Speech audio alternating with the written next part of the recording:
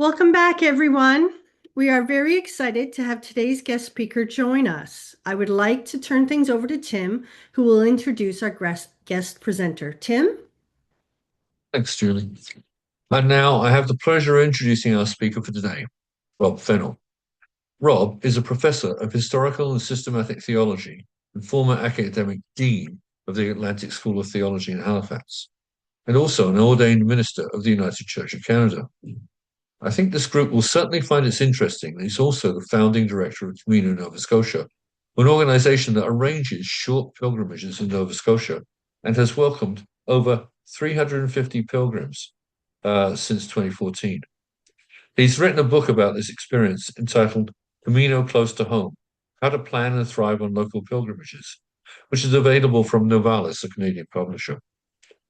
Uh, Rob tells me he likes nothing more than hitting the trail with walking companions. Let's do quite a few of this in this meeting.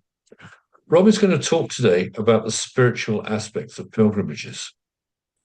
Please note that a recording of Rob's talk will be made available on our YouTube channel after today's event.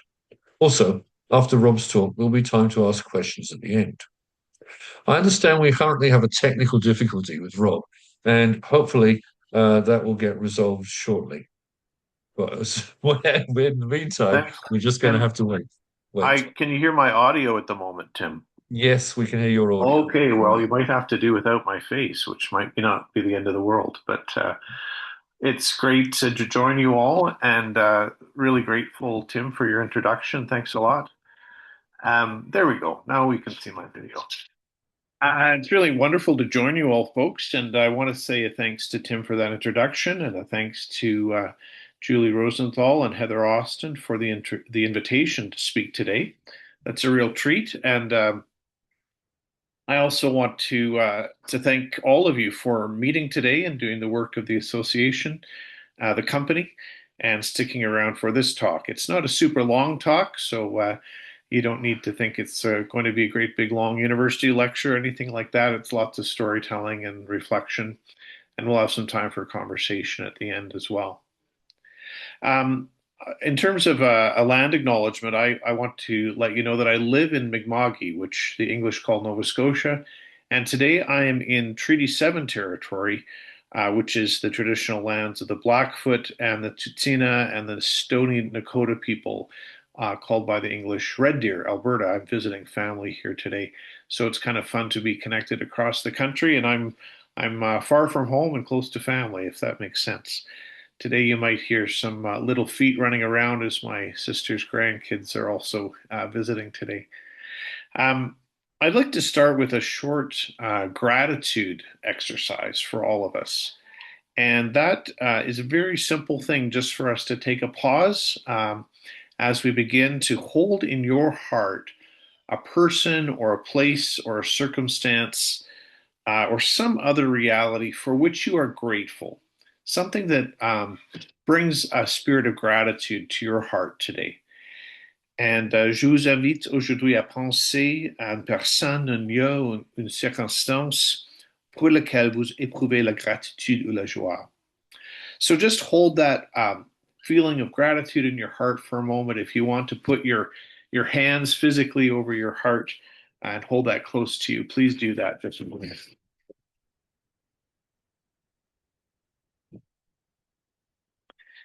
And I'll share my screen with you as well. See if I can make that happen. Share my screen. There we go. Good. So I'll just get this started. And this will give you a chance if you want to follow along with these slides. Again, just sort of give you a sense of where I'm going and a couple of images from some experiences that I've had as a pilgrim and as a pilgrim leader. If I haven't had a chance to meet you before, I just want to say hello and be clear that it's a real opportunity for me, just and a pleasure for me to join you today. I'm a friend and I'm a dad and I'm a minister and a professor and an uncle and a cousin and Those relationships mean a lot to me as well, and a spouse. And I'm also a pilgrim and also a pilgrimage leader. This is a picture of some of us crossing a bridge while we were on Camino Nova Scotia. And that's the pilgrimage program that I started in 2014 on Canada's East Coast. We've been running 12 years now. We had a bit of a blip during the pilgrimage during the pandemic, of course, in 2020. But hundreds of people have joined us from all over Canada. Some have come from the US, some have come from other countries. And this year we're running 6 of our main programs. They run for about a week, Monday to Saturday typically. And what we do is we collect a single fee, and then we take care of all of your accommodations. We take care of all of your transportation, apart from when you're walking. Your meals are taken care of. We have support staff, and we transport your overnight luggage. So it's kind of an all-in-one kind of thing. Those trails, of course, are all public, and you're welcome to hop on them anytime you feel like walking them. But if you'd like to be part of our program, we do coordinate them through our website, which is Camino Nova Scotia. It's pretty easy to find. We're also on Facebook. You might be familiar with St. Columba. He's kind of a character that both Irish and Scottish people like to remember. And the chapel at the university where I work is named after St. Columbus, so we have kind of a connection to him as well. We don't walk because we want to find his or visit his bones. We assume those are probably in Scotland, but we remember his travels. And we remember that he always wanted to bring goodness and peace wherever he went. These are the 4 routes that we use in our program on the South Shore and the North Shore, the Annapolis Valley, and in Cape Breton Island. And this is really an opportunity for people who might, never have the chance to go to Santiago or to Spain or to Portugal or France or Rome or Jerusalem or the other places that are very famous for pilgrimage. We really are just trying to provide a local opportunity and encourage other local opportunities. I know that several people who are connected with the Canadian Company of Pilgrims have walked with us, and that's been really fun. I know some of them by name and some I haven't met. We have a great relationship between the 2 organizations. And if you haven't walked with us, you are very warmly welcome and warmly invited. We'd love to have you come. We go every year. And generally speaking, we go in the warmer months, sort of May through September, October, for the week-long things. And then we do have some shorter things that are just sort of one day or weekend things. Just very briefly, this is the book that I wrote that kind of came out of that experience of leading pilgrimages and doing some more research on pilgrimage. And it's partly a series of reflections and partly kind of a guidebook for someone who might like to develop a local program. So we've got some ecological reflections and personal reflections and spiritual reflections and so on. So, all right, that's kind of the promotional bits. But my main talk today really is about spirituality and the spirituality of pilgrimage. And I'm not really here to convince you of anything or convert you to anything or say anything that's especially or specifically religious. What I want to do is just gently reflect on some of the experiences we have as pilgrims and as human beings, and why and how those can be spiritually significant for us. You will know that there's a deep religious history and spiritual tradition that's connected to the Camino de Santiago de Compostela and many other pilgrimage routes, Christian and non-Christian and other traditions, or no particular religious tradition. But there's always kind of, I think, a spirituality that is linked not so much to formal religion, but to the experience of being human that many of us deeply value when we are on pilgrimage. We know, and you know, that there are many reasons that people go on pilgrimage. There's a whole range of reasons for going.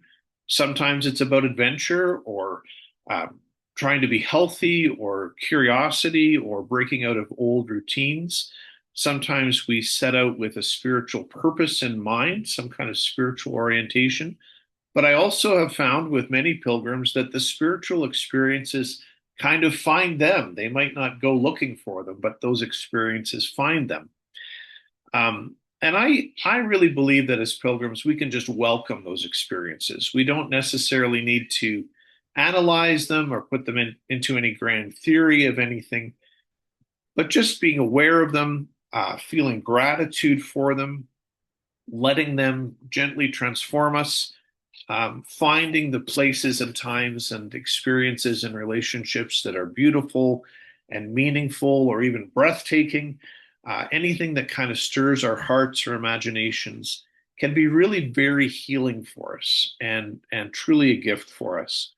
Maybe in those moments we say, wow, or maybe we say, that's amazing, or maybe we try to take a picture because we want to capture the memory. Maybe we write in our journal about it or pray about it, or maybe we just keep silence in those moments. Or maybe you're the kind of person who just can't stop talking about it. And I think you know who you are. So that anyway, it's all good. However we respond to that is part of the human experience, and it's all a very beautiful uh, uh, collection of experiences and responses that we might have. My point really is that there are all kinds of spiritually significant moments that are baked right into pilgrimages if we take the time to notice them. And I know that many of you will have already reflected on this a lot. It might be literally in the middle of the trail where we find that spiritual experience. One afternoon during a pilgrimage that I was leading in Nova Scotia, I came along the trail and found about that up ahead of me, there were about 4 or 5 of my pilgrims all huddled around something on the ground. They were standing in a little huddle, peering at the ground. And at first, my instinct, for some reason, is that they were looking at some kind of wounded animal or a struggling bird or something and not sure what to do for it. But as I walked closer, I noticed that there was no bird on the ground. There was no wounded little mammal. I got closer and I started to hear them speaking in really hushed tones to each other. And I joined the huddle and I noticed what they were noticing. And this is what they saw. This is called a woolly bear caterpillar, woolly bear. This gorgeous caterpillar was just inching along. It wasn't wounded. It was just inching along, doing its thing, moving very slowly at right angles to our path. We were moving, so to speak, straight ahead, and it was at right angles or perpendicular to our path. It was just taking its time. It was doing its thing. It was soaking up the sun, going where it was going. I don't know enough about caterpillars to say if this one was even aware that we were there staring at it, but it sure wasn't speeding up or slowing down for us. I'm sure that if we had just left it alone, and we did leave it alone, if we had just left it to its own devices, it eventually would have got to the other side of the path in maybe 2 or 3 hours. It was moving pretty slowly. Another time I was on the trail and I stopped and listened. I was all by myself and I really just stopped to listen, like really listen and let it soak into my bones to the amazing symphony of bird song, the singing of the birds that was going on in the branches of the willow trees above my head. It was just remarkable to listen to them singing and kind of talking to each other and making the melodies that they had. The sun was shining and the sky was blue and the breeze was light. And those birds were at least as happy as I was. They were singing for sheer joy, or so it seemed to me. They were singing for sheer joy, and my joy just joined in with theirs. There was nothing we had to, so to speak, say to each other or know about each other. There was just that common joy between us. Last summer, when I was leading a day one of a pilgrimage, we had brought our pilgrims to this town, Mahone Bay, in Nova Scotia, and my pilgrims were all fed. They were settled. They had got their bearings. We got them oriented. Everyone had settled down to read or rest or chat quietly. And I slipped out of the church hall where we were staying and walked about 20 meters just across the road and down to the shoreline of the beautiful little bay that is at Mahone Bay along the Atlantic coastline. The town had gone very quiet. The moon was starting to rise. The dark sky was cloudless, and the stars were coming out one by one to sparkle and to shine, just doing what stars do. And then I noticed in the quiet darkness that the stars, one by one, as they came out, were also being reflected on the surface of the water, kind of sparkling back at the sky. They were just doing what they do. And it was one of those moments, that just grabs your heart. There's no need to understand it or to assess the physics or the optics. It was just a moment to share in the wonder of the earth, wonder at all these beautiful things that are around us, the joyful, what I would call the joyful artistry of God showing itself in creation. And creation was just doing its thing. Nature was just doing its thing. And I got to see it. It's these kinds of moments, I think, that just can awaken in us slowly this kind of spiritual appreciation in our hearts for what's going on around us, and notice the joy and maybe the calm and maybe the reassurance or the deep sense of peace that comes with some of those experiences.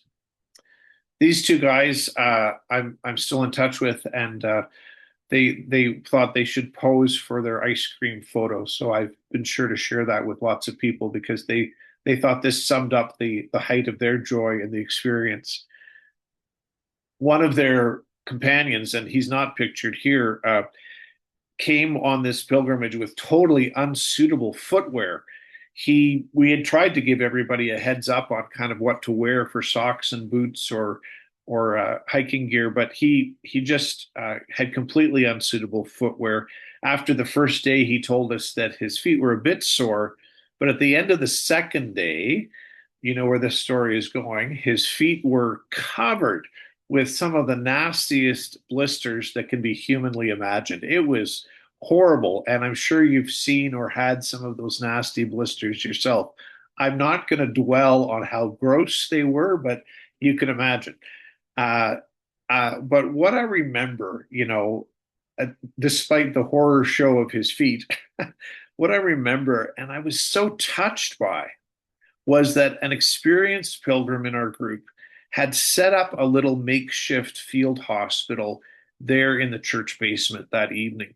She got some clean water, she got some towels, she got a little bar of soap, and one after another, the people who had foot problems or blisters each kind of took their turn with her, and our pilgrim, our fellow pilgrim, who wasn't a trained medic but had lots of experience on pilgrimage, she bathed and she bandaged their feet and gave them a little advice.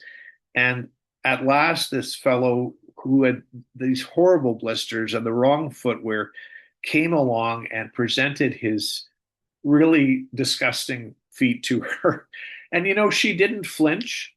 She didn't make a face. She gently took his feet one by one into her lap, and she cleaned them, and she chatted with him, and she treated his wounds and gave him some wise advice about how to manage that night and the next day. So it's scenes like this that really stick out in my memory. That little caterpillar, the bird song, the stars in the sea, the blister bandaging, all of these speak to me of a kind of spirituality that can arise spontaneously in the context of pilgrimage. If you have a religious or a theological way of thinking, we might attach this to the work of the Holy Spirit, but that's not necessary. It's not, required in any way that we think or believe in those terms. And it's really not necessary to explain it at all, to account for it. I think it's just enough to be aware of it, to be alert to it, to be expectant about the beauty that can emerge in each day. Gratitude then is really kind of the response that I want to suggest, or generosity might be another response that might come from us. Those are two of the virtues that I've noticed can arise in pilgrims just kind of spontaneously in the midst of a pilgrimage. And gratitude and generosity are also expressions of spirituality. We don't need to attach religious language to it. I think it's just enough to appreciate and delight in the goodness of those experiences. You know well, and I'm sure you've told others about how beautiful and important it is to reconnect with nature, which is part of the pilgrimage experience. You might have heard that term that's kind of floating in the culture right now, nature deficit disorder, where people are not getting enough time in nature. They're kind of cut off from the natural world, and how that's bad for our health to be disconnected, to have this deficit of natural connection, how our physical and emotional and mental health can suffer. So in a way, I would even suggest that it's bad for our humanity, for our human nature, and our capacity to care for the earth if we get too disconnected. But it is these times in nature, especially what pilgrimage can offer, these long stretches of time that help us to reconnect and recharge through our connections with nature.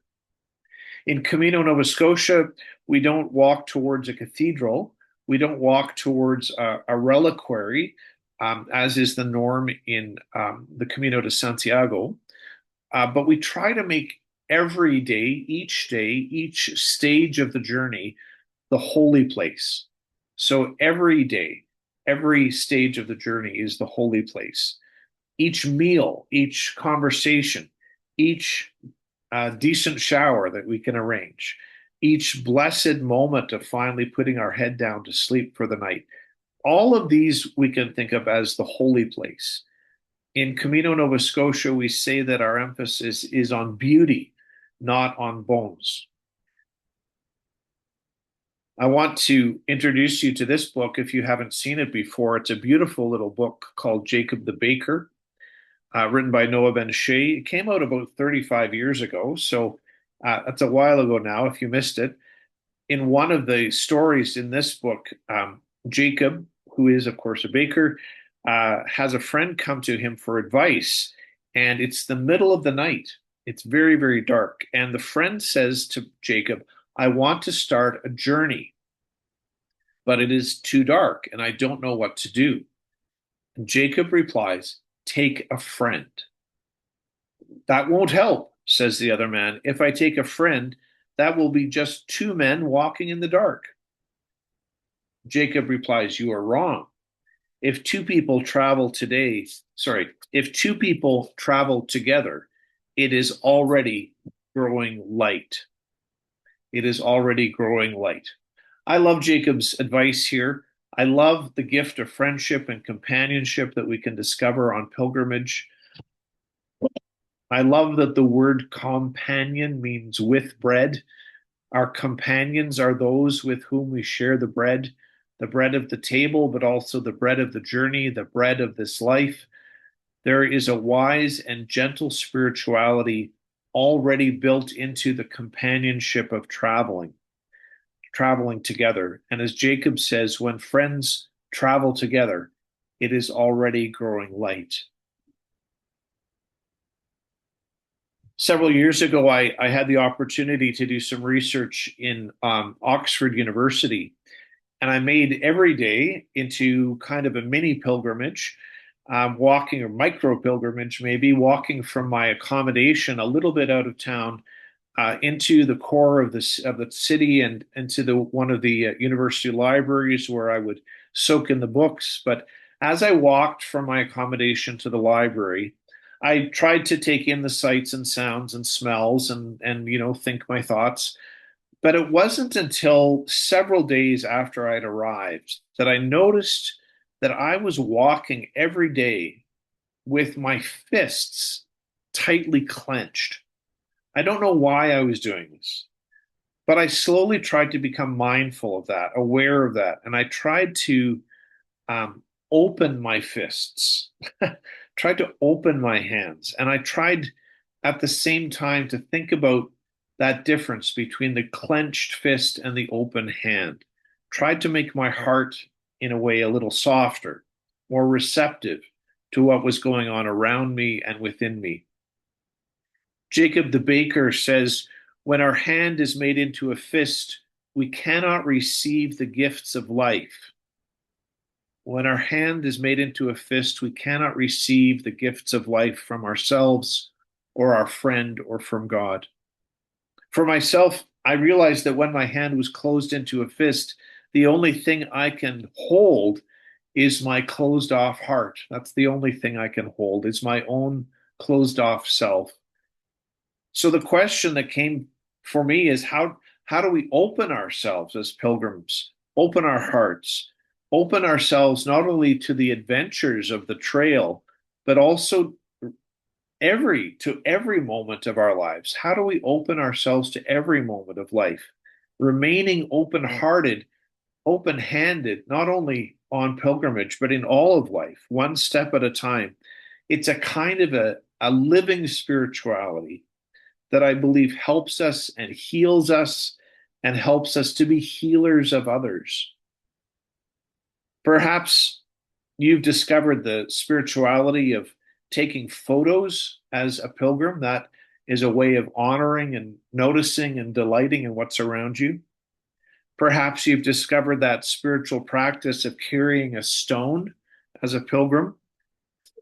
But I wonder if you have discovered the spirituality of carrying a question with you, carrying a question as a spiritual practice. There are lots of questions we could carry. I don't mean to overwhelm you with these, but whom do I need to forgive, or what do I admire about the person I met yesterday? What will be different for me when I go home, or what are my values? What matters most to me? We can think up a question at the start of the day, at the beginning of a pilgrim day, or we can take a list with us that we think of in advance. What I want to suggest to you is that the spirituality of the daily question allows us to live the grace of a life that is carefully lived. Having that daily question allows us to live carefully, thoughtfully, with self-awareness and purpose. And it can connect us also to where God is speaking in our lives. The spirituality of the daily question fosters that internal journey that many pilgrims talk about. We do have the outward journey on the trail, perhaps towards a destination, perhaps just delighting in the holy place of today. But there's also an internal journey that's going on, right? The internal spiritual journey, and the daily question can help us with that. It's another chance, another way to develop the inner life, to find transformation, to seek personal transformation and even social transformation, I think. Another way to step away from the modern obsessions with accumulation and accomplishment. I loved it's this spring now, we have a new edition of Pilgrim Footprints. And I loved what Daniel 6 wrote in this edition. He said, a stranger shares their last bit of bread. A friend waits for you at the next village. You see a rainbow when talking about family members who passed away. You meet a lifelong friend on the road to Zubiri. You forgive someone you never thought you could. You laugh again and realize it has been a long time. Daniel 6, in his article in the journal, talked about these in terms of miracles. And however we think about it, I think that in each of those kinds of moments, the spiritual life is invigorated. The spiritual life is invigorated, sharing bread, waiting for a friend, seeing a rainbow at a moment of grief, forgiving someone, laughing again. I've often wondered, friends, if going on pilgrimage can sometimes verge into the territory of kind of self-indulgence or selfishness. I sometimes worry a little bit, even as an organizer of pilgrimages, whether we're using up resources on ourselves that should be shared. That works away on my conscience a little bit. But I've also thought that pilgrimage is especially in danger of self-indulgence if we think that the blessings of pilgrimage are only for ourselves.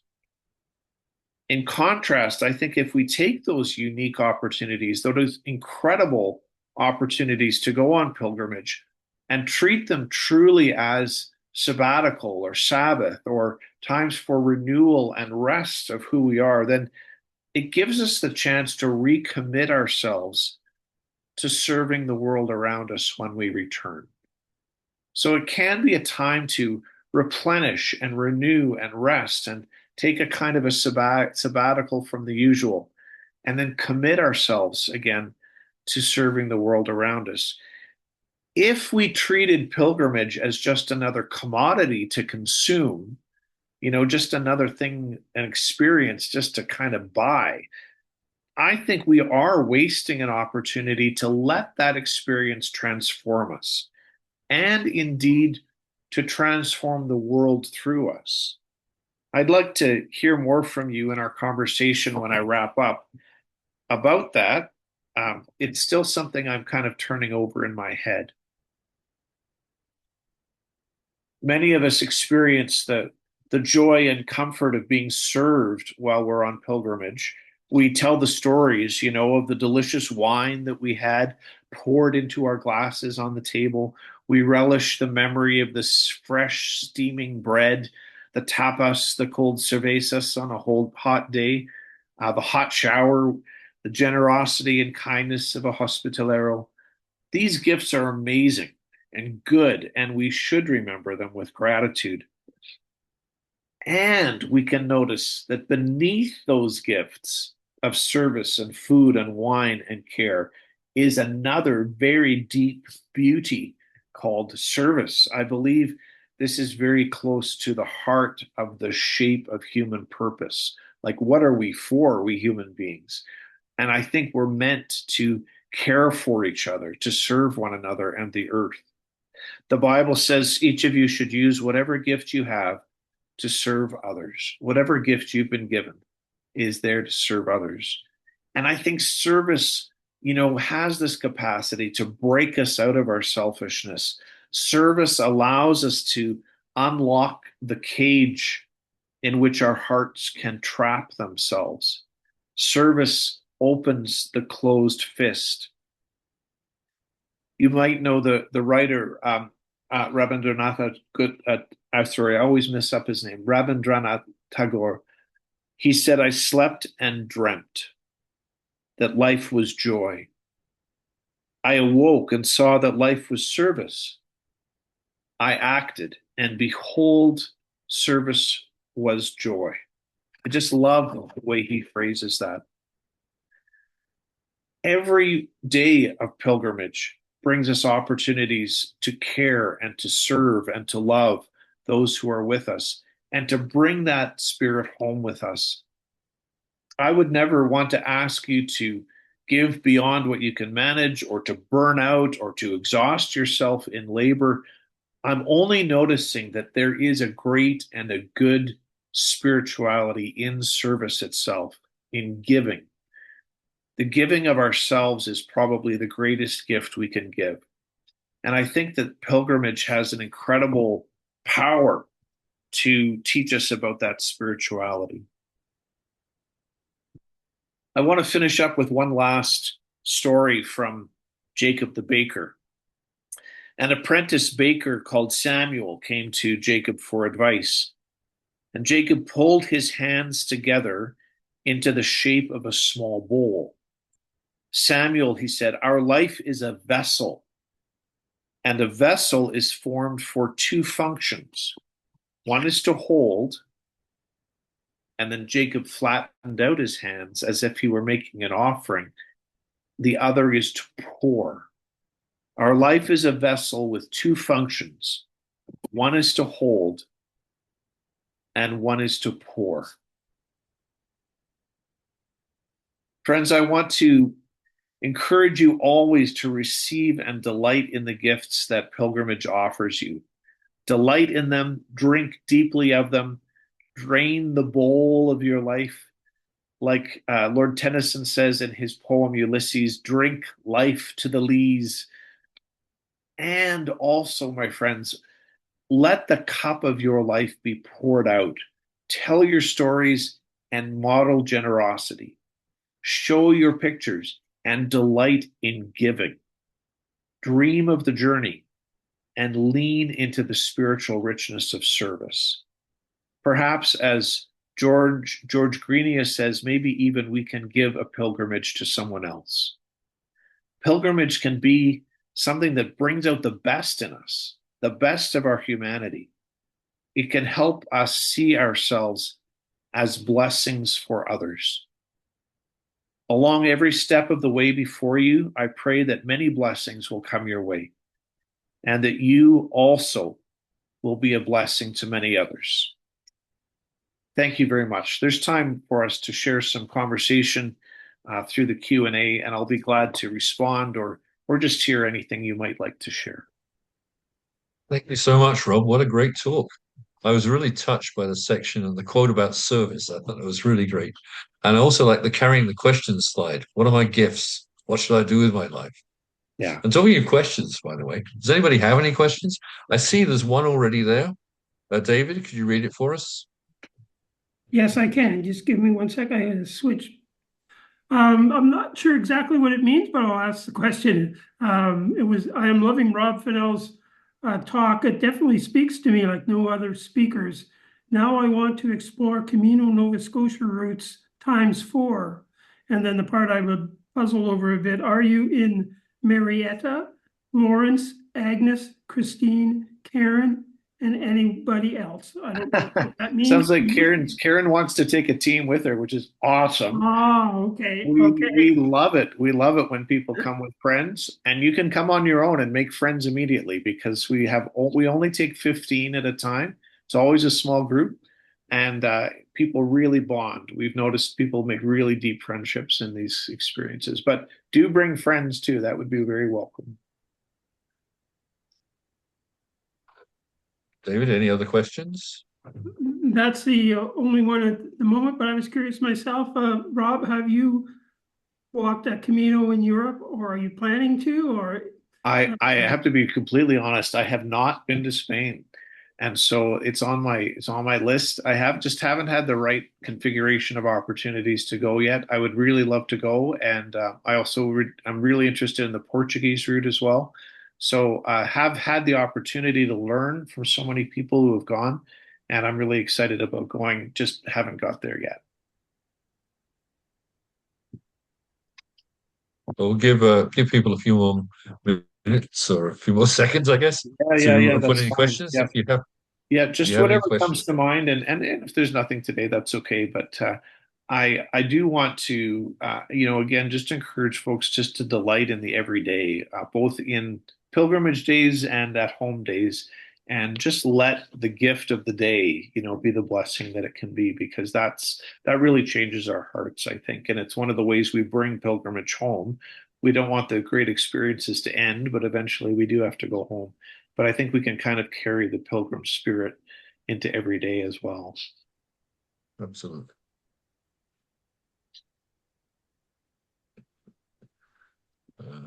We have a question here from one of the panelists. Can we ask how a person gets in contact with you or your group?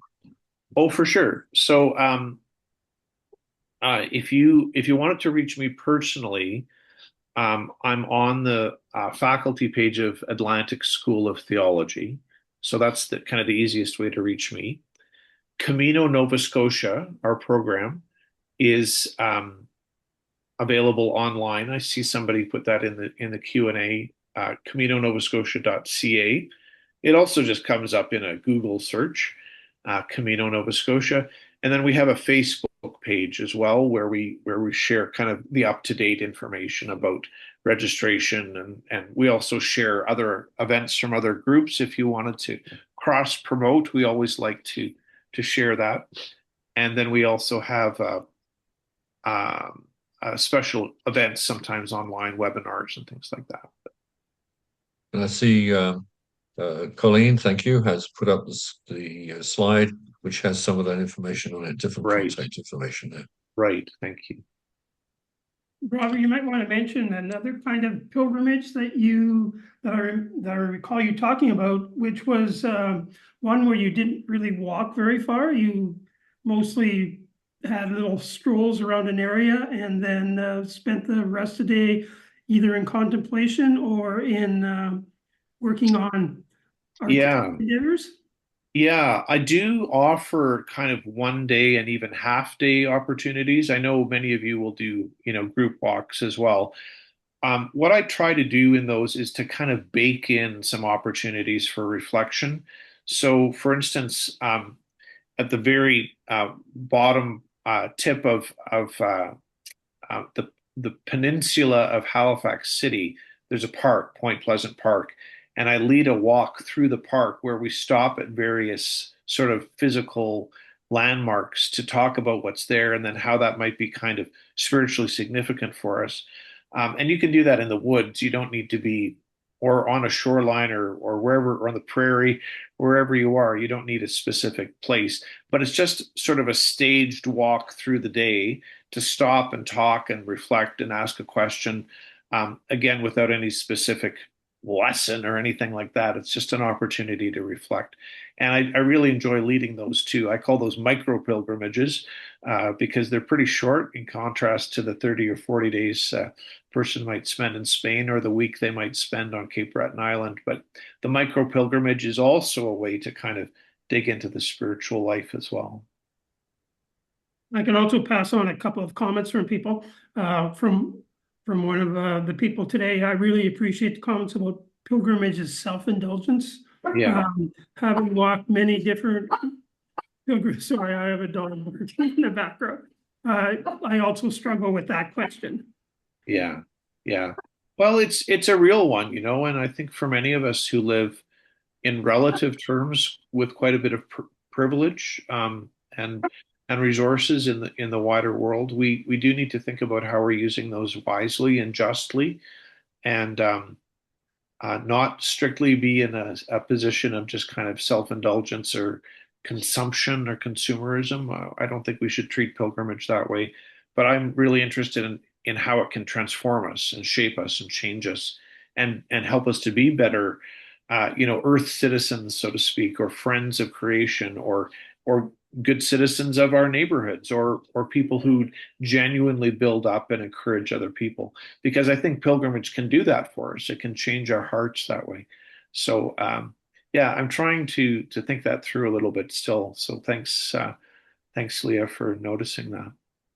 And one more, Mm. there is it's a thank you, but this person loved the simplicity of the daily question as a contemplative spiritual practice. Yeah, yeah, yeah. Yeah, thank you.